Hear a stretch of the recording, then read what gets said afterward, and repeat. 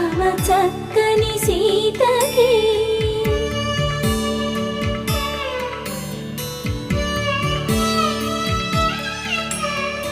ఎర్ర జాబిలి చేయి రాముడేడని అడుగుతుంటే